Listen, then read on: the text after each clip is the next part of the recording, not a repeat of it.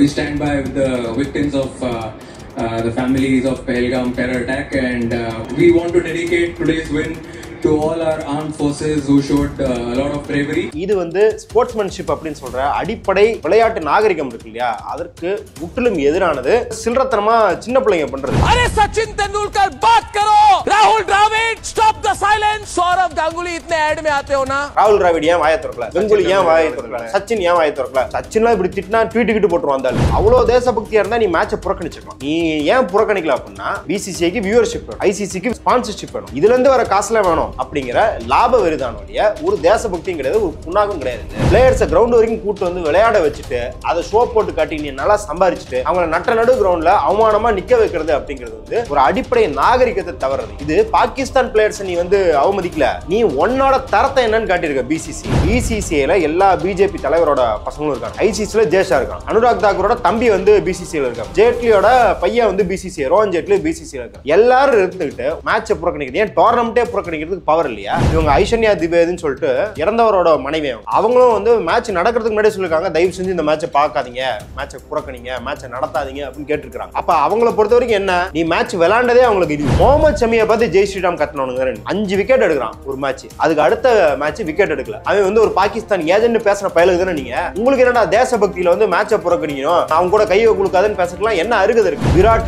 விராட் கோலின்னு பாராட்டிக்கிட்டு தான் அவர் வந்து ஷமிக்கு ஆதரவா நின்னோன்னு பாரு, அனுஷ்கா சர்மாவை கல்யாணம் பண்ணதுல இருந்து அவர் வந்து தேச விரோதி ஆயிட்டாரு, லண்டனுக்கு போயிட்டாரு, அவர் வந்து எங்கேயோ சாப்பிட்டது வந்து பீஃப் பில் இருக்குது, இவன் ஒரு தேச விரோதின்னு அதே விராட் கோலி அதே வாய் தான் திட்டுச்சு. இது வேற வாய், அது நாராவாய் அப்படிங்கிற மாதிரி எங்க பேரை சொல்லி காஷ்மீரி முஸ்லிம்ஸை ஒடுக்குறேன், ஓட்டு பிச்சை எடுக்கிறேன், இதெல்லாம் பத்தாது அப்படின்னு சொல்லி இப்ப கிரிக்கெட்லயும் பிச்சை எடுக்கிற அப்படின்னா அப்ப நான் எதுக்கு பயன்படுத்த? இந்த பிளேயர்ஸ் வந்து இவங்களோட கட்டுப்பாட்டுல அடிபணிஞ்சிருக்காங்க. பிளேயர்ஸ் மட்டும் கிடையாது, இன்னைக்கு பிசிசிஐ திட்டுறாங்கல்ல சமூக வலைத்தளங்க முழுக்க, அவங்க யாரும் மோடி திட்டுறது இல்லையா? ஆமா, அது ஏன்னா ரூட்ஸ் நேயர்களுக்கு வணக்கம். இன்றைய நிகழ்ச்சியில் நம்மோடு பேச இஸ்கஃபின் மாவட்ட துணைத் தலைவர் தோழர் மதுர் சத்யா அவர்கள் இணைந்துள்ளார். வாருங்கள் அவரோடு பேசுவோம். தோழர் வணக்கம். வணக்கம் தோழர். இன்னைக்கு ஏஷியன் கப் 2025 துபாயில் நடக்குது. India versus Pakistan match. இந்த மேட்ச் நடக்கக்கூடாது, இந்தியா பாகிஸ்தான் கூட விளையாடக்கூடாது, ஏன்னா பகல்காமில் அப்படி ஒரு தாக்குதல் வந்து இந்திய குடிமக்கள் மீது பாகிஸ்தான் சேர்ந்தவங்க நடத்தியிருக்கிறாங்க, அதனால இந்த மேட்சே நடக்கக்கூடாதுன்னு சொல்லி பெரிய குரல்கள் வந்து எழுந்துட்டு இருந்தது.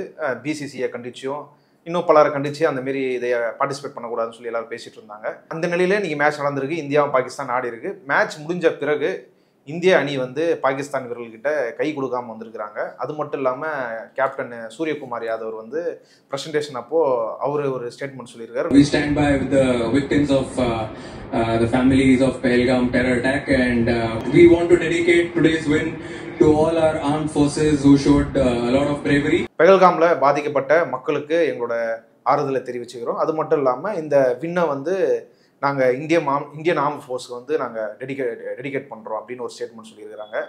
இதை எப்படி எடுத்துக்கிறது? இது இப்படி கலந்துக்கவே கூடாதுன்னு பேச முடியுமா? ஒரு மேட்ச் விளையாட்டு நடக்கக்கூடாது அப்படின்னு பேச முடியுமா? இல்லை இன்னொரு பக்கம் இந்த பாகிஸ்தானை இந்த விளையாட்டில் தோத்தது மூலியம் அதுக்காக நாங்கள் அதுக்கு ஒரு பதிலடி கொடுத்துட்டோம் அப்படின்றத எடுத்துக்க முடியுமா? எப்படி நீங்கள் பார்க்குறீங்க?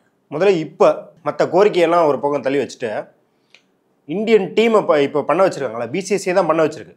இன்னும் பிளேயர்கள் வந்து தன்னெழுச்சியாக வந்து பண்ணுறதுக்கு அவங்களுக்கு அவ்வளோ ஜனநாயகமாக கிடையாது. சூரியகுமார் யாதவ் அவராக பேசலையா? அவராலாம் வந்து அவராக வந்து பேசியிருக்கலாம், ஆனால் இதை பண்ணுங்கன்னு சொல்லியிருக்கிறது பிசிசிஐ தான் இருக்கும். இப்போ என்ன சொல்கிறான்னா, இது வந்து ஸ்போர்ட்ஸ்மேன்ஷிப் அப்படின்னு சொல்கிற அடிப்படை விளையாட்டு நாகரிகம் இருக்கு இல்லையா, அதற்கு முற்றிலும் எதிரானது.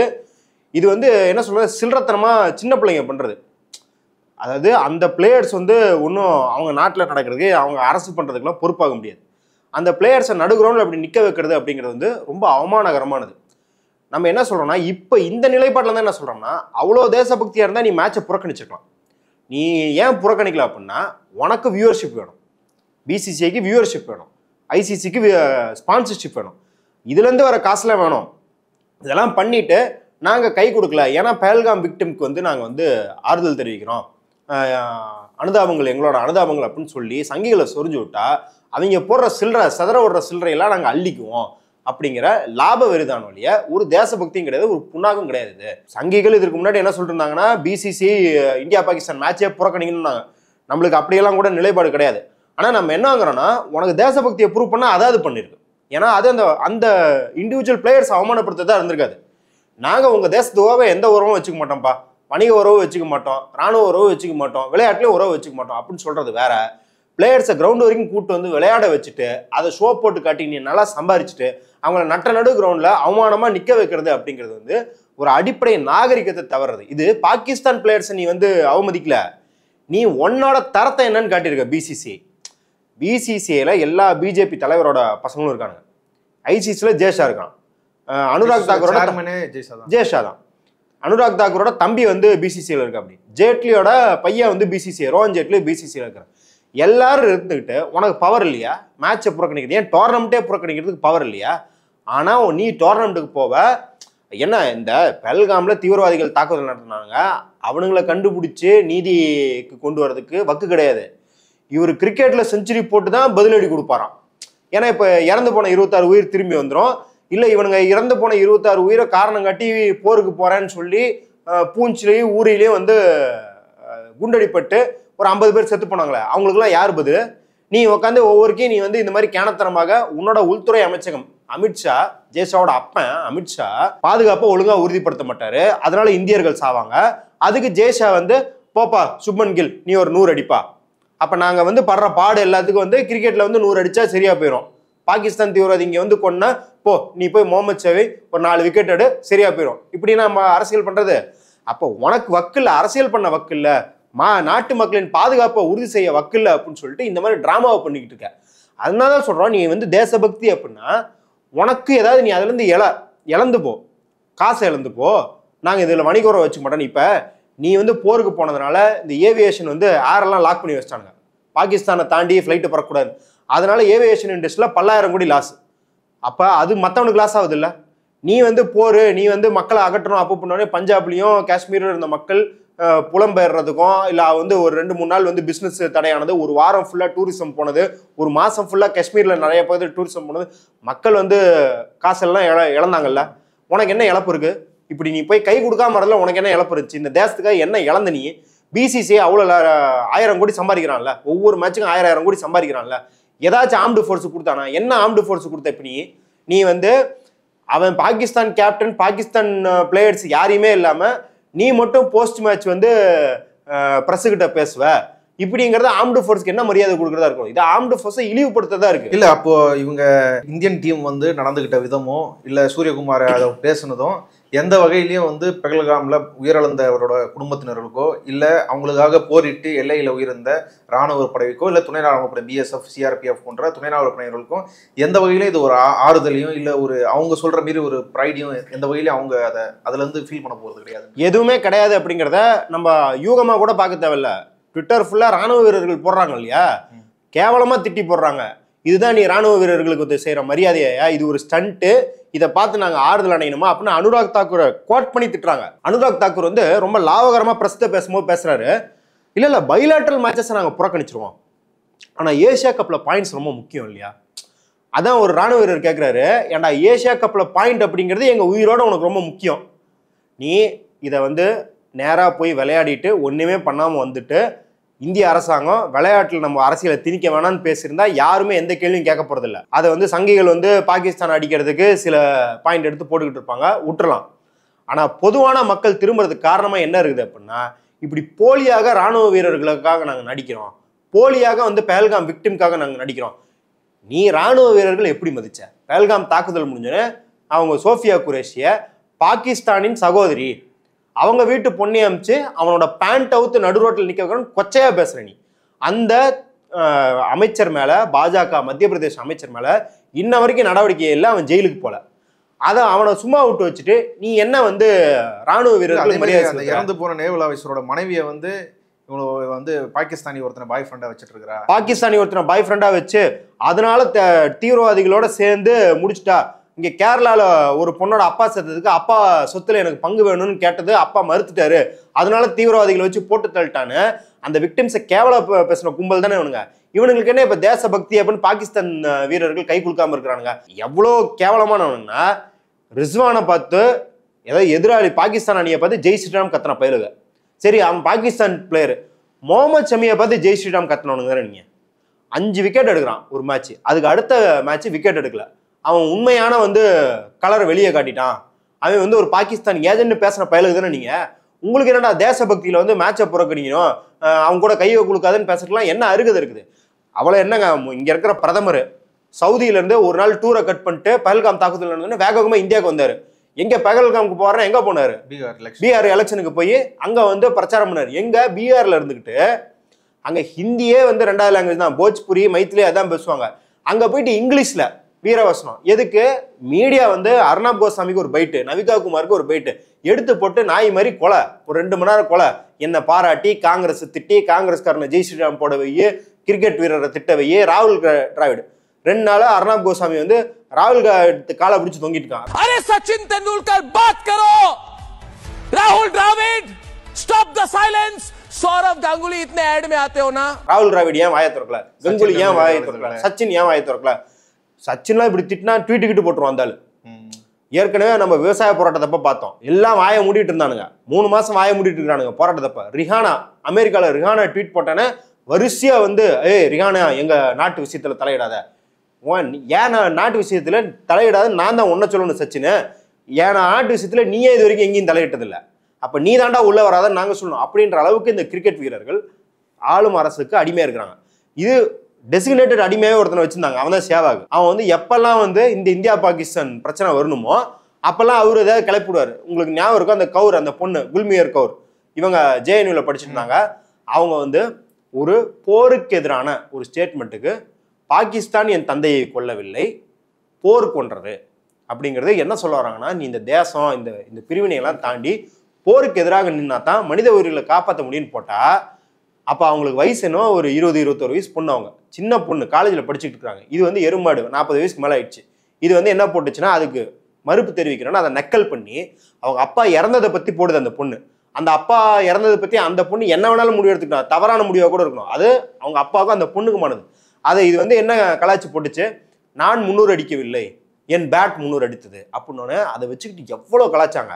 இப்போ அந்த பொண்ணு ஒரு விக்டிமா இல்லையா? அவங்க அப்பா ஒரு ராணுவ வீரர், அந்த பொண்ணு அப்போ பாதிக்கப்பட்ட குடும்பத்தை சேர்ந்த பொண்ணு. அதை நீ கிரிக்கெட் வீரர்களை வைத்தே எவ்வளோ கொச்சப்படுத்தின, எவ்வளோ இழிவாக பேசின. நீங்கள் வந்து பாகிஸ்தான் தீவிரவாதிகளோட உறவு வச்சுக்கிறேன்னா அந்த பொண்ணை வந்து வதந்தியை பரப்பி கொச்சையாக இது பண்ணி, அப்போல்லாம் இப்போ மாதிரி ஏஐ இல்லை, அப்போ ஃபோட்டோஷாப் வச்சுக்கிட்டு அவ்வளோ வதந்திகளை பரப்புனானுங்க. நீ வந்து கிரிக்கெட்டை வச்சுக்கிட்டு தேசபக்தியை தூக்கி நிறுத்த போற அப்படின்னு பேசிக்கிட்டு இருக்க. அவ்வளோ அக்கறை இருக்கிறவன் நீ வந்து இந்தியா பாகிஸ்தான்லாம் விட்டலாம். மும்பை வாங்கடே ஸ்டேடியத்திலேயோ சென்னை சேப்பாக்கத்திலேயோ ஃபைனல்ஸ் நடத்தியிருந்தா ஆஸ்திரேலியாவை இந்தியா ஈஸியாக ஜெயிச்சிருக்கும் அப்படின்றது ஊருக்கே தெரியும். கொண்டு போய் உங்க ஆள் வந்து பார்ப்பாரு, ஜக்கி வாசுதேவ் வருவான், அக்ஷய்குமார் வருவார், தீபிகா பதுகோன், ரன்வீர் சிங்லாம் வருவாங்கன்னு சொல்லிட்டு மொட்டேரா ஸ்டேடியத்தில் வைக்கணும்னு சொல்லி நீ அகமதாபாத்தில் போய் வச்சு நம்ம பிளேயர்ஸ்க்கு எதிரான கண்டிஷன்ஸில் விளையாட வச்சு ஆஸ்திரேலியாக்காரனுக்கு கப்பை தூக்கி கொடுத்த. விளையாட்டுலேயே தேசபக்தின்னு சொல்கிற போலி தேசபக்தி நம்மளுக்கு கப்பே அடிச்சு கொடுக்குது, கப்பையே அடிக்கிறதுக்கான வாய்ப்பை பறிக்குது. அப்படின்னு இருக்கும்போது இப்போ நாங்கள் வந்து ஏஷியா கப்பில் ஒரு பாயிண்ட்டு அது போயிடக்கூடாதுல்ல, அதுக்காக தான் விளையாட போகிறோம்னு சொல்கிறதுக்குலாம் வெக்கம் வேணாம். இப்போ சூரியகுமார் யாதவ் வந்து ஒரு ஹீரோ மாரி இன்னைக்கு மீடியாக்களால் ப்ரொஜெக்ட் பண்ணப்படுது. ஆனால் உண்மையிலேயே இது ஒரு பிசிசிஐயோட நிர்பந்தத்தில் அவர் அதை செஞ்சுருந்தாருன்னா அவரே அதில் ஒரு விக்டிம் அப்படின்னு தானே பார்க்க முடியும். இல்லை மோடியோட அரசியலுக்கு, பாஜகவோட அரசியலுக்கு, அதாவது தேசவெறி அரசியலுக்கு பயன்படுத்திருந்தாருன்னா அதனால அவரே அதை ஹீல்டாகி பேசியிருந்தாலுமே அவர் ஒரு நெகட்டிவ் ஃபோர்ஸாக தானே பார்க்க முடியும். ஏன் இதை அப்படி பார்க்க முடியல எல்லாராலையும்? ஏன் இதை அப்படி ஹீரோயிக் மூமெண்ட்டாக பார்க்குறாங்க? இல்லை, ஒன்று இது வந்து எப்பயுமே இந்த மாதிரியான டியூவாலிட்டி நடக்கும். ஒன்றும் இல்லை, ஸ்ரேயஸ் ஐயர் வந்து கை கொடுக்கல மோடிக்கு, அது அவர் தன்னிச்சையாக செயல்பட்டாருன்னு நிறைய பேர் என்ன சொல்கிறாங்கன்னா, அதுக்கப்புறம் அவருக்கு வந்து சான்ஸ் கொடுக்கல, டீமில் எடுக்கல அப்படிலாம் சொல்கிறாங்க. அது தெரிஞ்ச அவங்களே தான் சூரியகுமார் யாதவ் தன்னிச்சையாக செயல்பட்டாரு அப்படிங்கிற வாதத்தையும், இது ரெண்டுமே முரணானது. இப்போ நம்ம சினிமாலெலாம் பார்த்துருக்கோம், ஹீரோயினோட தங்கச்சியை யாராச்சும் வந்து ரோட்டில் போகிறவங்க வந்து ஏய் எப்படி சூப்பராக இருக்கா அப்போ இப்படின்னு ஏதாவது கமெண்ட் பாஸ் பண்ணால் ஹீரோ போந்து பொழந்து கட்டிடுவார். ஆனால் ஹீரோயின்ட்டு அதே தான் பண்ணிக்கிட்டு இருப்பார். ஓகே, தங்கச்சியை வந்து இப்படி நோட் புக் வச்சுக்கிட்டு பாவாடை தாவணி போட்டு எல்லாம் இழுத்து முடி காட்டிக்கிட்டு ஹீரோயினை வந்து ஆட போட விட்டு ரொம்ப மோசமாக சித்தரிப்பாங்க. இந்த டுவாலிட்டி எப்பயுமே வந்து மக்கள்கிட்ட எல்லா தளத்துலையுமே இருக்கும். அப்போ அப்படி தான் இங்கே தேசியம் அப்படிங்கிறதுக்கு சூரியகுமார் யாதவ் வந்து ஒரு பிளேஸ் ஹோல்டர். அந்த இடத்துல இப்போ அவர் இருக்கிறாரு, அவர் வேற யார் இருந்தாலும் வந்து இது சூரியகுமார் யாதவுக்குன்னு கிடையாது, இவன் அரிப்பை சொரிஞ்சுக்கிறதுக்கு சூரியகுமார் யாதவ் வந்து அங்கே நிற்கிறாரு அப்படிங்கிறத நம்ம பார்க்குறோம். சூரியகுமார் யாதவுக்கு இப்போ வர பாராட்டுகள் இருந்து சூரியகுமார் யாதவ் தனி மனிதருக்காக வர பாராட்டல, அங்கே தேசபக்தி அப்படின்றது ஒன்று இருக்குது, அந்த தேசபக்தியை நானும் கொஞ்சம் தொட்டுக்கணும். அதுக்கு தற்செயலாக அந்த சூரியகுமார் யாதவ் அங்கே இருக்கிறார். வேற ஏதாவது கேரக்டர்னா அந்த கேரக்டருக்கு வந்து ஃபயர் விட்டுருப்பாங்க. இது இந்த தேசிய உணர்வு அதெல்லாம் எப்படி அப்படின்னா இந்த Amazon big billion day sale மாதிரி தான். ஏதாவது ஒரு நாளைக்கு இந்த தேசபக்தி அப்படியே பொங்கி வழியும் எல்லாத்துக்கும். அதுக்கான ஆப்பர்ச்சுனிட்டியை வந்து ஆளுநருக்கு கிரியேட் பண்ணோம். அன்னைக்கு போய் இலவசமாகவோ இல்லை வந்து மலிவு விலையிலோ டிஸ்கவுண்ட்லேயோ நம்ம தேசபக்தி டேக் வாங்கிட்டு வந்துடலாம். இப்போ ஆப்ரேஷன் சிந்தூருக்கு ஃபயர் விட்டவங்க எல்லாருமே வந்து பிஜேபிக்காரங்க கிடையாது. ஆமாம், காங்கிரஸ்காரங்க வந்து என் திமுக காரங்க கூட ஃபயர் விட்டுருப்பாங்க. ஏன்னா இன்னைக்கு தேசபக்தி அப்படின்னு போகும்போது அது கட்சி பேதங்கள் தாண்டி அந்த தேச உணர்வுக்கு வந்து அலைனாகும். பாமகன்னு இருக்கு, அவர் வந்து ராமதாஸ் அவர்களோ இல்லை வந்து அன்புமணி சொல்றதையோ செவி சாய்க்கிறவங்க எல்லாருமே அந்த கட்சிக்கு ஓட்டு போடுறவங்கன்னு கிடையாது. ஆமாம், அது வந்து சாதி உணர்வு, தேசிய உணர்வு, மத உணர்வெல்லாம் இப்படி வந்து கட்சி கடந்து பிளேயர்கள் கடந்து இதெல்லாம் வந்து அவங்களுக்கு வந்து ஒர்க் ஆகும். அப்போ அப்படிதான் சூரியகுமார் யாதவ பாராட்டுறாங்க. ஏங்க விராட் கோலின்னு பாராட்டிக்கிட்டு இருந்தாங்க. அவர் வந்து ஷமிக்கு ஆதரவாக நின்னோன்னே பாரு அனுஷ்கா சர்மாவை கல்யாணம் பண்ணதுலேருந்து அவர் வந்து தேச விரோதி ஆயிட்டாரு, லண்டனுக்கு போயிட்டாரு, அவர் வந்து எங்கேயோ சாப்பிட்டது வந்து பீஃப் பில் இருக்குது அப்படின்னு பீஃப் சாப்பிட ஆரம்பிச்சிட்டான் இந்த ஆளு, இவன் ஒரு தேச விரோதின்னு அதே விராட் கோலி அதே வாய் தான் திட்டுச்சு. இது வேற வாய், அது நாரா வாய் அப்படிங்கிற மாதிரி. அப்போ இதுக்கு இந்த டியூவாலிட்டி எப்பயுமே எக்ஸிஸ்ட் ஆகிட்டு இருக்கும். இப்போ பரகல பிரபாகர் ஒரு புத்தகத்திலே சொல்கிறார் இல்லையா, அந்த ஒரு படம் போட்டிருப்பாங்க. சின்ன வயசுலாம் நம்ம நிறையா பசில் புக்கெல்லாம் பார்த்துருப்போம். லைட்டாக தலையை சாய்ச்சி பார்த்தீங்கன்னா முயல் மாதிரி தெரியும், இந்த பக்கம் பார்த்தீங்கன்னா வாத்து மாதிரி தெரியும். இப்போ அது வாத்தா முயலானா வாத்து முயல் ரெண்டும் சேர்ந்து தான் அங்கே இருக்குது. நீங்கள் எதை பார்க்க விரும்புகிறீங்க? அப்போ இந்தியாவில் வந்து முற்போக்கான ஒரு தன்மையும் இருக்குது, அதே சமயம் பிற்போக்கான தன்மையும் மனிதர்களை பிரித்தாளும் தன்மையும் அதுவும் இருக்கும். அதாவது யூனிட்டி இன் டைவர்சிட்டி, நம்ம மோகன்ஜி சொல்ற மாதிரி யூனிவர்சிட்டி இன் டைவர்சிட்டி அப்படிங்கிற மாதிரியான தன்மையும் இந்தியாவுக்கு உண்டு. ஆனால் அதுக்குள்ள சாதி மதம், அந்த மதம் சாதி வந்து தேசியம்ன்ற ஒரு போர்வைக்குள்ள ஒளிஞ்சுக்கிட்டு ரெண்டும் இருக்கும். நம்ம எதை பிடிச்சிட்டு உயர்த்தி கொண்டு வரோம் அப்படிங்கிறதுலாம் நம்மளோட வெற்றி இருக்கும் இல்லையா. இது ரெண்டுமே இருக்கு அப்படிங்கிறதுனால இது வந்து எப்படி சாத்தியமா இருக்கும்? அப்போ வந்து நம்ம ஏதோ பொய் சொல்றோம் அப்படிங்கிற மாதிரி பார்க்கறதுக்கான தேவையில்லை. வரலாறு ரீதியாகவே நம்மளுக்கு இது ரெண்டுமே கோஎக்ஸிஸ்ட் ஆயிருக்கு அப்படிங்கிறத நம்ம பார்க்குறோம். இந்திய அணியோட இந்த செயல், பிசிசிஐயோட பாஜகவோட இந்த செயல், இது வந்து அங்க பகல்காம்ல உயிரிழந்த குடும்பத்தினரை மறுபடியும் ஈடுபடுத்துறது, மறுபடியும் சகலப்படுத்துறது அப்படின்றதுக்குள்ள தான் போயிருக்கு. அவங்க எதாவது. ஆமா, இதுவுமே நம்மளும் வந்து இப்படிதான் நடந்திருக்கும்னு சொல்றதுக்கு இல்லை. எப்படி ஆர்மி மேன் அவங்களே வந்து சமூக வலைதளத்தில் போட ஆரம்பிச்சிட்டாங்களோ, இவங்க ஐஸ்வர்யா திவேதின்னு சொல்லிட்டு இறந்தவரோட மனைவி அவங்களும் வந்து மேட்ச் நடக்கிறதுக்கு முன்னாடியே சொல்லியிருக்காங்க, தயவு செஞ்சு இந்த மேட்சை பார்க்காதீங்க, மேட்சை புறக்கணிங்க, மேட்சை நடத்தாதீங்க அப்படின்னு கேட்டிருக்கிறாங்க. இப்போ நம்ம நிலைப்பாடு அது இல்லை. நம்ம இதுக்காக இப்போ கிரிக்கெட்டை புறக்கணிக்கணுன்ற நிலைப்பாடு இல்லைனாலும் பாதிக்கப்படுறவங்க கேட்குறாங்கன்றது அது நியாயமான கோரிக்கைன்னு வச்சுக்கலாம். அவங்க மனநிலைமை அவங்க மனநிலைமை விமர்சிக்க முடியாது.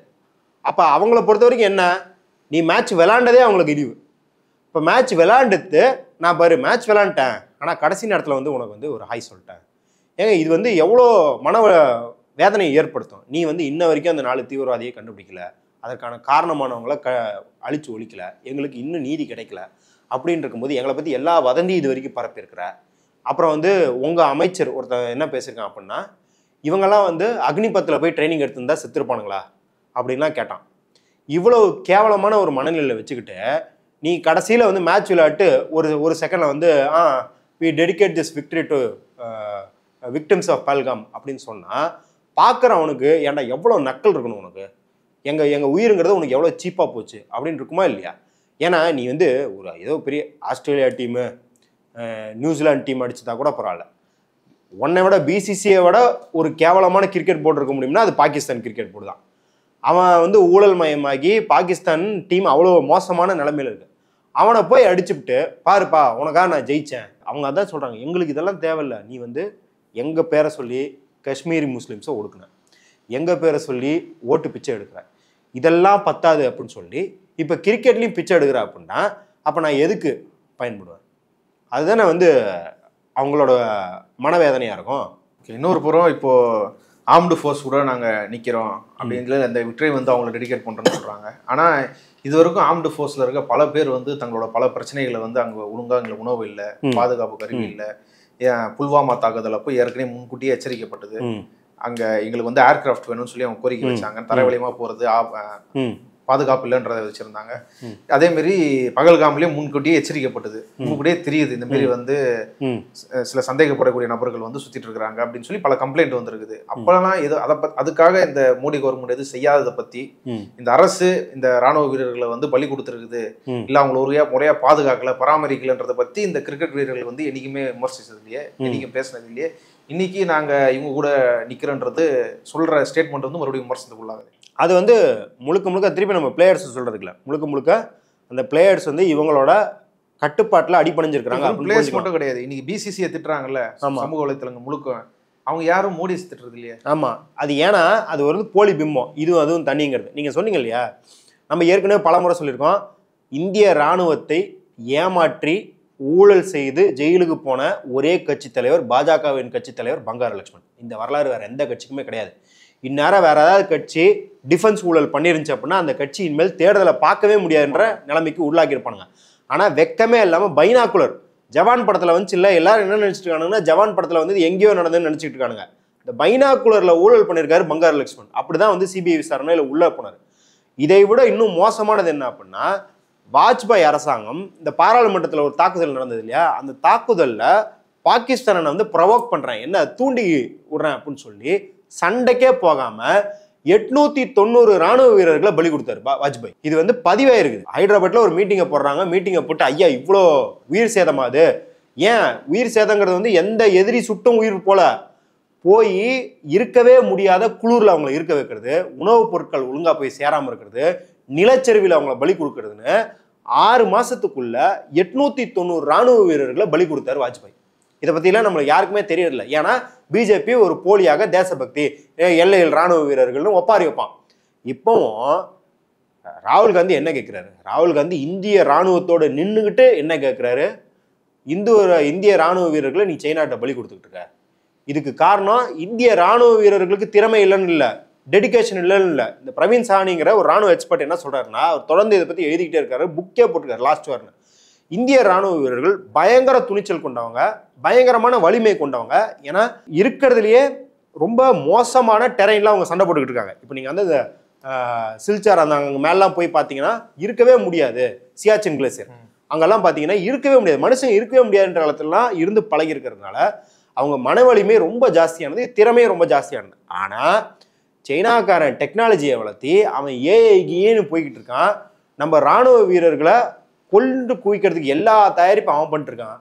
நீ அந்த காசெல்லாம் எதுவுமே இராணுவத்துக்கு செலவு பண்ணாமல் இராணுவ வீரர்களுக்கான உபகரணங்களையும் பாதுகாப்பையும் உட்கட்டமைப்பையும் மேம்படுத்தாமல் நீ அவர்கள் பிணத்தின் மீது அரசியல் செய்து கொண்டிருக்கிறாய் அப்படின்னு இந்த அரசாங்கத்தை பார்த்து அவர் தொடர்ந்து சொல்லிக்கிட்டு இருக்காரு.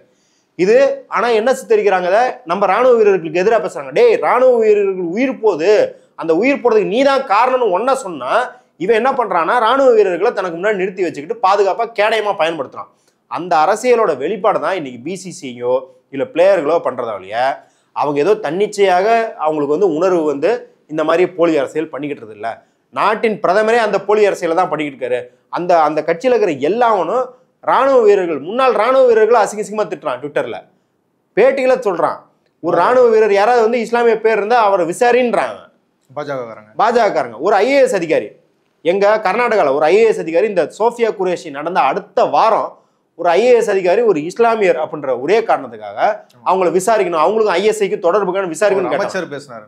ஒரு அமைச்சர், பாஜக அமைச்சர் பேசினார். அப்ப யோசிச்சு பாருங்க, இவ்வளோ வருஷம் படிச்சு ஐஏஎஸ் ஆகி இந்த நாட்டுக்கு சேவை செய்யணும்னு அந்த அம்மா வந்திருக்கும், அந்த பொண்ணு. அதை வந்து பாகிஸ்தான் தீவிரவாதின்னு பேசுற அளவுக்கு தான் இவனுக்கு அறம் இருக்குது. அப்ப அப்படி இருக்கும்போது இந்தியா பாகிஸ்தான் மேட்ச்னா லட்டு மாதிரி டே தூக்கின்னு வாங்கடா அந்த செல்லத்தை அப்படிங்கிற மாதிரி இவனுக்கு வந்து, ஏன்னா இது காலகாலமாகவே வந்து இது பயன்பட்டு இருக்கு.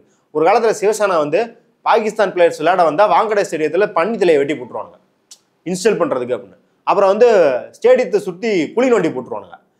இதெல்லாம் இருக்கும்போது அந்த காலத்தில் என்ன ஒரு நிர்பந்தம் இருந்துச்சு அப்படின்னா, அத்வானி நான் பாதுகாப்பாக இருக்கேன் அப்படின்னு சொல்லி பாகிஸ்தான் பிளேயர்ஸை போய் அவர் ஹோட்டலில் சந்திச்சு டீ குடிச்சு இன்னும் வாசிம் அக்ரமோட சேர்ந்து கேட்கலாம் வெட்டினார் அத்வானி. அந்த அளவுக்கு ஒரு நிர்பந்தம் இருந்தது. ஏன்னா அன்னைக்கு இவனுங்க போலி அரசியலை அம்பலப்படுத்துறதுக்கான சக்திகள் வந்து உயிர் போட்டிருந்தாங்க.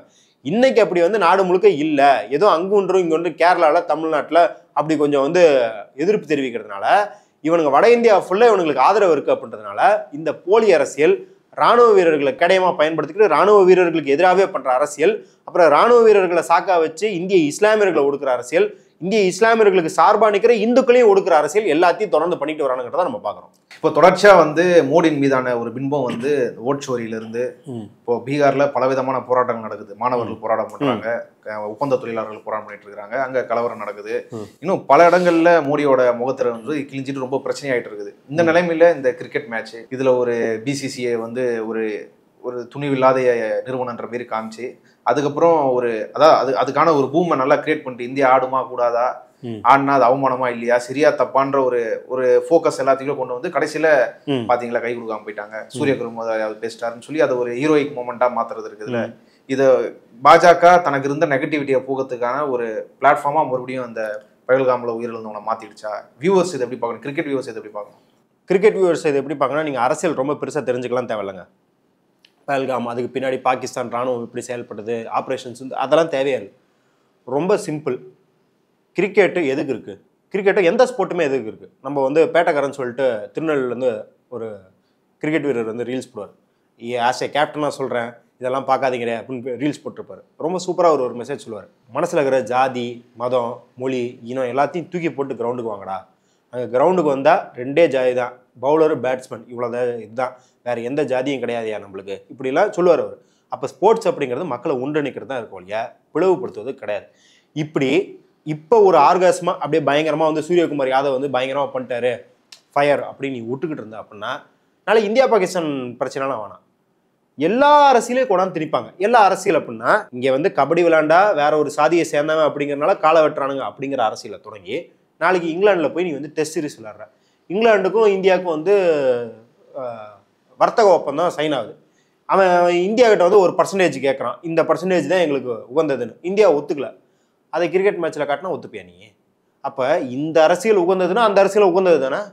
அப்போ எல்லா விதமான இனம், மதம், மொழி, உக்ரைன் போற காரணம் காட்டி இதை காட்டி அதை காட்டின்னு எல்லாத்தையும் கிரிக்கெட்டு, ஃபுட்பாலு, ஹாக்கியில் கொண்டாந்து போட்டிருந்தா நீ விளையாட்டை பார்க்க போறியா?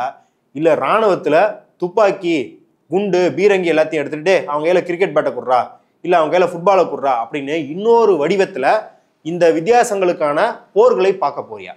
அதை யோசிச்சுக்கோ. நீ கிரிக்கெட் லவரா இல்லை போர் வெறியனா? நீ அதை யோசிச்சுக்கோ. அப்போ நீ சூரியகுமார் யாதவுக்கு ஃபயர் விடுறது இன்னைக்கு அப்படிங்கிறது சூரியகுமார் யாதவை தூக்கி நிறுத்த போகிறது கிடையாது. நாளைக்கு நீ பார்க்க விரும்புகிற ஸ்போர்ட்ஸு நாசமாக போக போகுது. இன்னைக்கே அப்படிதான். ஒரு அசாருதீனை எவ்வளோ பேட் பர்ஃபார்மன்ஸ் பண்ணியிருக்காரு. 90களில் கேப்டனாக இருந்தபோது கேவலமான பர்ஃபார்மன்ஸ்லாம் பண்ணியிருக்காரு. அவர் எல்லாரும் அவருக்கு டிசிப்ளின்ல தான் திட்டுவாங்க, கவர்னர்ல தான் திட்டுவாங்களோ, யாருமே அவர் பாகிஸ்தான் ஏஜென்ட்னு திட்டினது கிடையாது. ஆனால் இவ்வளோ பெஸ்ட் பெர்ஃபார்மிங் ஷமியை ஒரு மேட்ச்சில் பர்ஃபார்ம் பண்ணலன்னா பாகிஸ்தான் திட்டுற அளவுக்கு ஸ்போர்ட்ஸ் வந்துருக்குது. இப்போ நீ சூரியகுமார் யாதவ் ஃபயர் விடுற அளவுக்கு போனா அப்படின்னா இது இன்னும் நினைச்சு பார்க்காத அளவுக்கு மோசமா போகும். நாளைக்கு உன் புள்ள ஸ்போர்ட்ஸை வச்சுக்கிட்டு ஆபத்தா ஒரு வேலையை பார்த்துக்கிட்டு இருப்பான். அப்போ பார்க்கும்போது ஐயோ நம்ம தவற ஓட்டமே அப்படின்ற வருத்தம் வரும். அந்த நிலைமைக்கு விடாம இன்னைக்கே இதுல இருக்கிற அரசியல், நீ அதான் சொல்ற மாதிரி பெரிய பெரிய பின்னாடி இருக்கிற அரசியல் வேணாம், ஸ்போர்ட்ஸ்ல அரசியல் கூடாதுப்பா அப்படிங்கிற சான்ஸை எல்லா வியூவர்ஸும் எடுக்கணும் அப்படிங்கிறத நம்ம கேட்டோம். பாய்காட் பாலிவுட்னு ஒர்க் பண்ணாங்க, ஞாபகம் இருக்கா? பாலிவுட் எல்லாம் பாய்காட் பண்ணணும். அப்புறம் பத்மாவதி பிரச்சனை, இந்த மாதிரி என்ன பண்ணுவாங்கன்னா, ஐயாவுக்கு ஒரு பெரிய நெருக்கடி வந்துருச்சு, ஐயாவை எல்லாரும் கழுத்தை நெருக்கிறாங்க அப்படின்னா பாரு ப்ளீஸ் ஹெல்ப் மீ அப்படின்னு இது மாதிரி தூக்கிறது இவங்களுக்கு பிரதானமான ஒரு உக்தியாகவே இருக்குது. ஒன்றும் இல்லை, பாவம் இந்த பருத்திவரன் கஞ்சா கருப்பு சோன் பப்படி வித்துக்கிட்டு இருப்பாரு. அவர் சண்டையை போட்டு அவர் சோன் பப்படி கடையை உடச்சு விடுவாங்க. அந்த மாதிரி பாவம் மால்தீவ் ஒரு குட்டி தேசம், அதுக்கிட்ட போய் சண்டை எழுத்துக்கிட்டு இருப்பாங்க. இங்கே உள்நாட்டில் பெரிய பிரச்சனை ஆயிடுச்சு அப்படின்னா அதுக்கிட்ட போய் ஒம்பெழுத்துட்டு இருப்பாங்க. அதானிக்கு அங்கே ஒரு பெரிய பிரச்சனை, பெரிய நெருக்கடி வரும். உடனே என்ன பண்ணுவாங்கன்னா, ரன்பீர் கபூர் 2013 நான் பீஃப் சாப்பிட்டேன் அப்படின்னு சொன்னதை எடுத்துகிட்டு போடுவாங்க. அப்புறம் இவங்க பல இடத்துல பண்ணுற மதவாத அரசியல், அதுலேருந்து வெட்டு குத்து கொலை அங்கே நடந்துகிட்டு இருக்கோம். அதை டைவர்ட் பண்ணுறதுக்கு என்ன பண்ணுவாங்கன்னா, சுஷாந்த் சிங் ராஜ்புத் தற்கொலையை வச்சு அவங்க கேர்ள் ஃப்ரெண்டை ஃபுல்லாக கஞ்சா கடத்துறவங்க அதை கடத்துறவங்கன்னு ஃபுல்லாக மீடியாவை பேச வச்சு டைவர்ட் பண்ணுவாங்க. இது 10 வருஷமா இவங்க இவ்வளோ கேவலமாக பண்ணிக்கிட்டு வரதை பார்த்துக்கிட்டு வரோம். ஆனால் தொடர்ந்து அதுக்கான ஆதரவு குறைஞ்சிக்கிட்டு வரதையும் பார்க்குறோம். இன்னைக்கு மக்கள் ஓரளவுக்கு பிசிசிஐ விஷயத்தில் கணிச்சிட்டாங்க. ஏன்னா மக்கள் என்ன கேட்டாங்கன்னா, நீ மேட்சை புறக்கணின்னு கேட்டாங்க. ஆனால் இவங்க என்ன பண்ணிட்டாங்க, போய் விளையாடிட்டானுங்க. அப்ப அங்க இப்ப சங்கி கேம்புக்குள்ளேயே ஒரு 2 பிளவு ஏற்பட்டிருக்குது அப்படின்னு பாக்குறோம். ஆனா என்ன பண்றானுங்க, லாபகரமா BCCI தலையில கட்டிட்டு மோடிக்கு இதுல சம்பந்தமே இல்லாத மாதிரி எஸ்கேப் ஆக பாக்குறானுங்க. இந்த இணைப்பை நம்ம மக்கள்கிட்ட சொல்லி காட்டிட்டோம்னா அதுவே அவங்களுக்கு புரிஞ்சு போயிடும். மக்களே வந்து இவங்களை வந்து வீட்டுக்கு அனுப்பிச்சிருவாங்க அப்படின்னு தான் நம்ம பார்க்குறோம். இவ்வளவு நேரம் இந்த செய்தி குறித்து விரிவாக உங்க கருத்துக்களை பகிர்ந்து கொண்டதுக்கு நன்றி.